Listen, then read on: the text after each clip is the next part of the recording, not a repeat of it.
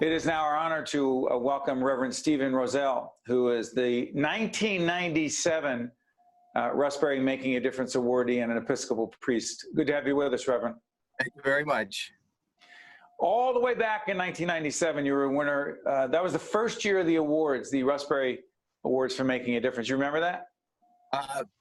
You know what? I had forgotten about it completely until they formed the group of all the winners, and then I kind of remembered because I've got memorabilia from it. Yeah.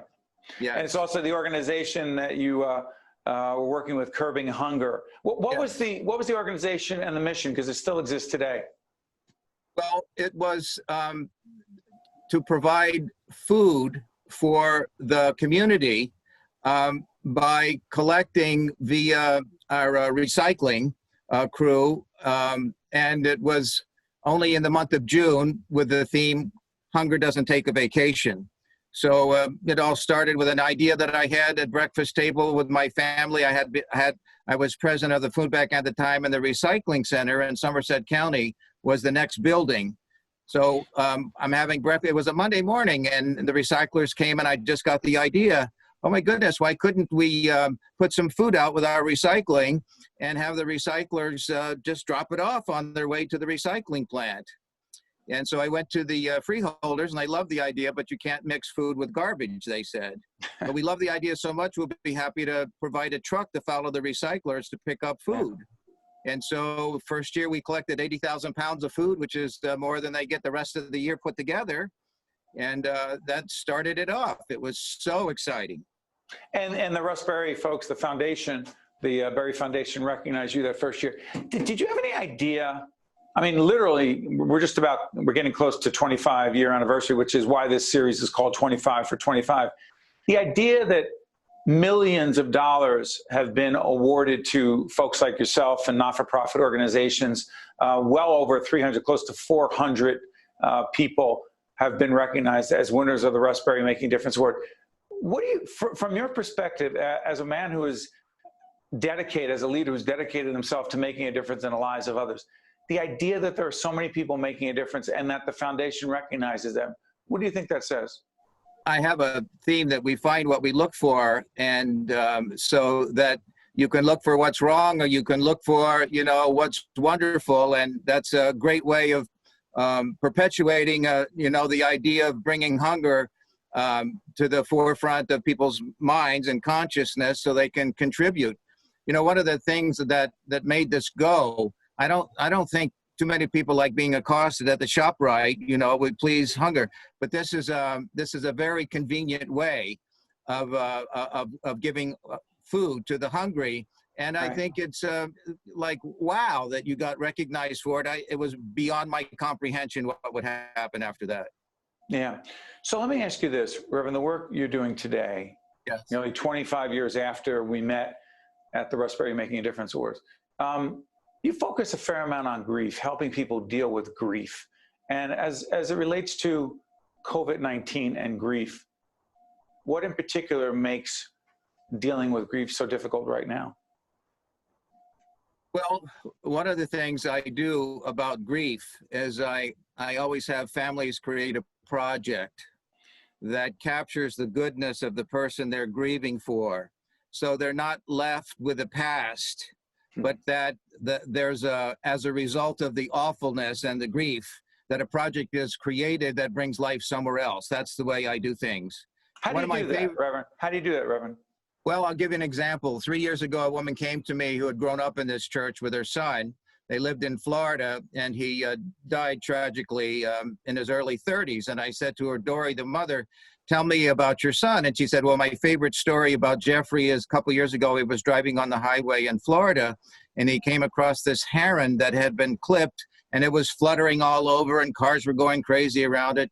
Jeffrey stopped the car so that no one could hit the heron, put the heron in the trunk, drove it to the bird sanctuary, and 6 months bird sanctuary called and said the heron had healed, and they put him back into the wild." So I said, "Mother Dory, it sounds Jeffrey was very kind and compassionate."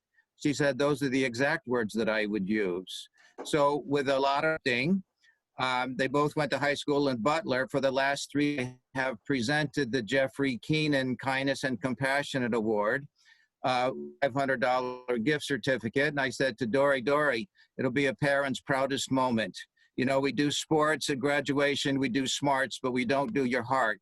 I found out last year the kids at Butler High School are actually competing for the award. Is that fabulous? It's awesome. You got hundreds of kids competing to be kind and compassionate, and the mother got a little sparkle back to her. And that's what I do. I take the awfulness and create life somewhere else, and that's one of my favorite examples. And the mother, Dory, is like so excited. You know, she gets phone calls from the award winners, but she has created life somewhere else as a result of the tragedy of her grief.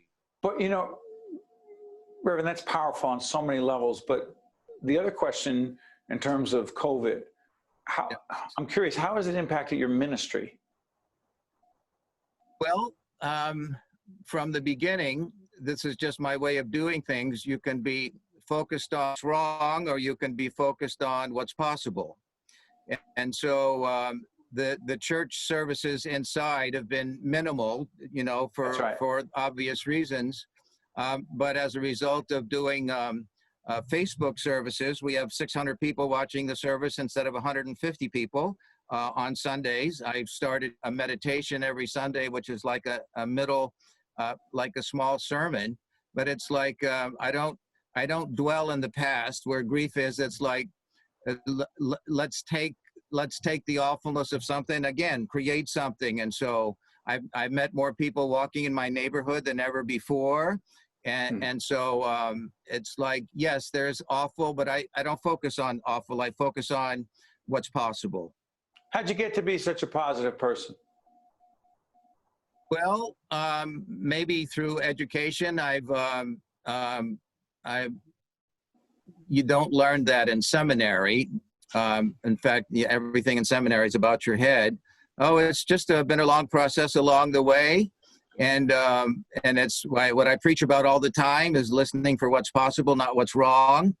And I've done a lot of education with Landmark, Steve, and that's been a high influence in my life. I did something just for clergy called the Mastery Foundation, which has been just powerful in my life. And that's been the impetus for my viewpoint. But we got about a minute and a half left. But I need to ask you this. Yeah. For folks watching right now, this will be seen in 2021. COVID is devastating for so many. By the time from when we tape this to when it airs, more people will die, more people will get sick. Where is, dare I ask, the silver lining? Other than the vaccine issue, which is obvious, where do you see, got a minute left, where do you see the silver lining? Well, I see the silver lining as you can be focused on your own grief, but everybody out there is grieving some way in one degree or another. So rather than being focused on your own grief, it's like find people, you know, relationships are created when we have something in common. So find people in common that are grieving and be a support to them rather than, isn't it awful for me? That again, then you create life rather than dwelling in the miserable. So there's grief all over the place. Find other people who are grieving and comfort them and be a present to them. Yes. Yeah, really, say that quote again. Don't focus on what is wrong, focus on what is possible, right? What is possible, yes. And so you can be focused on your own grief and isn't it awful and all of that, or you can be on the lookout for others who are grieving and be a source of support for them, create a new relationship. Well, Reverend Stephen Rozzelle, I'm pretty confident, very confident, you just helped an awful lot of people just sharing your perspective. 1997, Russ Berrie Making a Difference awardee, Episcopal priest. I want to thank you, Reverend, for joining us. We appreciate it. Thank you very much. I'm Steve Adubato. Thank you so much for watching. We'll see you next time.